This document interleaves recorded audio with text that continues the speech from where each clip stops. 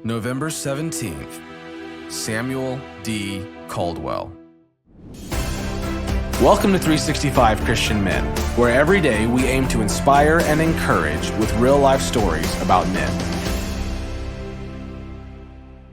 At a time when racial tension threatened to cripple the city, only a brief line in an 1842 newspaper marks Caldwell's act of wisdom and compassion. But what he did saved a man's life, established his family, helped secure peace in Boston, and strengthened the abolitionist movement. On this date, in 1842, Caldwell handed over the money collected to secure George Latimer's freedom.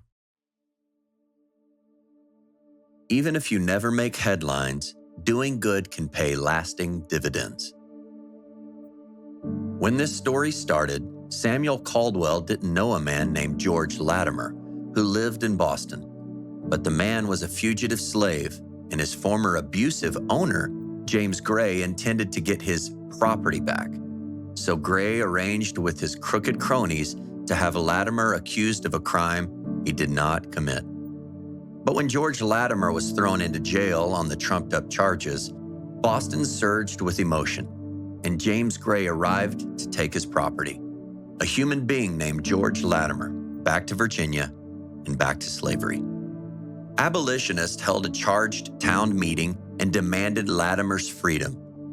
300 free black men surrounded the Boston courthouse to make sure Latimer was not taken from the city without due process of law.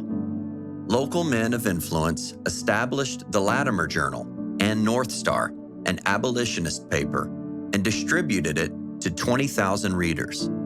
In its November 16th issue, the journal published Rescue the Slave, a 6-stanza call to arms.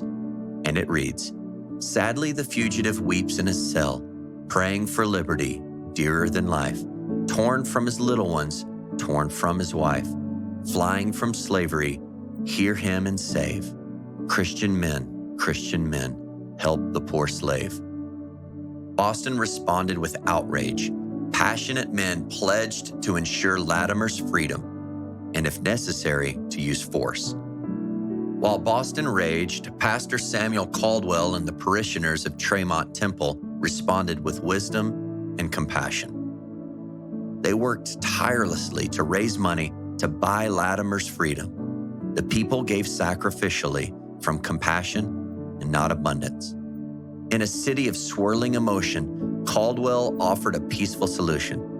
He purchased Latimer's freedom for $400. Caldwell played a key role in calming Boston's explosive passions. Instead of violence, Bostonians then focused on work that became a game changer in the fight to end slavery in America. More than 65,000 people petitioned the state for legislation to protect former slaves who had sought refuge in Massachusetts. Caldwell also rescued a man and freed his family to thrive. Latimer's wife, Rebecca, birthed 3 sons, and one of them, Lewis, grew to be a brilliant drafter and inventor who collaborated with such geniuses such as Alexander Graham Bell. Samuel Caldwell's actions mirrored God's character. Psalm 146:7 says, "He executes justice for the oppressed, who gives food to the hungry. The Lord sets the prisoners free." What is one wise, compassionate response you can offer to a situation of tension in your life? You never know what current of good can come out of the quiet ripple you create. Even if you never make headlines, doing good can pay lasting dividends. God can multiply the good you do for ages to come.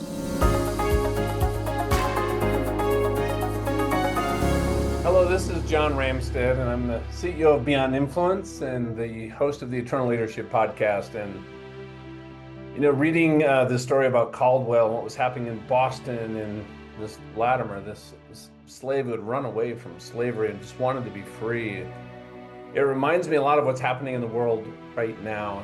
I think we can all relate to it, man. The world is tense. There's politics can divide us. There's racial and some cultural wounds that run deep, and there's outrage, and it's online and in the media, and it splits relationships and splits families. And In 1842, Caldwell stepped into that kind of storm, and he didn't do it with judgment. He did it with the heart of Christ, and he became this ambassador of love and helped absolutely spur the whole abolitionist movement that was happening. And I believe that was God's plan. And, it reminds me of what's happening today. Just some recent events here in the United States has divided people. And I was talking actually to my son, and we have very, very different views. And he said some things to me that were hard to hear, to be honest with you. And I prayed about it as this was happening. I'm like, how, with this tension here, and it could be in your work or family or social media, it could be in your church.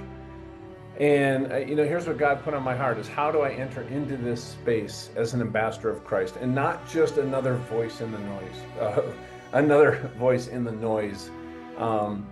how do I reflect Christ's love, even when I disagree with this person that I'm talking to, and somebody very close to me, and I value the relationship. And it was a very challenging conversation. And here's what I'd encourage you to do is, when you're in that place, is not get angry, not get frustrated, not get defensive, but listen without interrupting.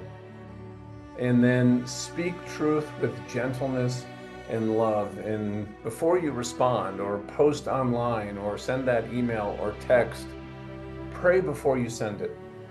Make sure you're listening to the Father's voice. And the other thing too is, some hurtful things were said in that because of my positions, and that which I believe are very biblically based. And it's up to us to forgive.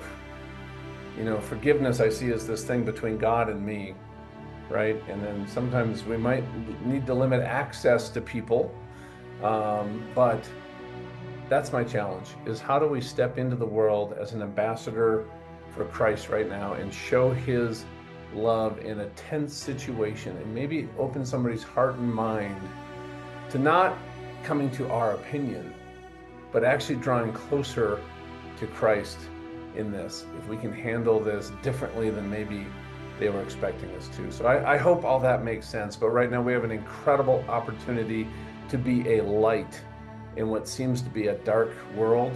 But I know God has a plan, and he is moving big time right now. So I love you, and I just pray that you go out there and knock somebody alive and closer to Christ by how you show up.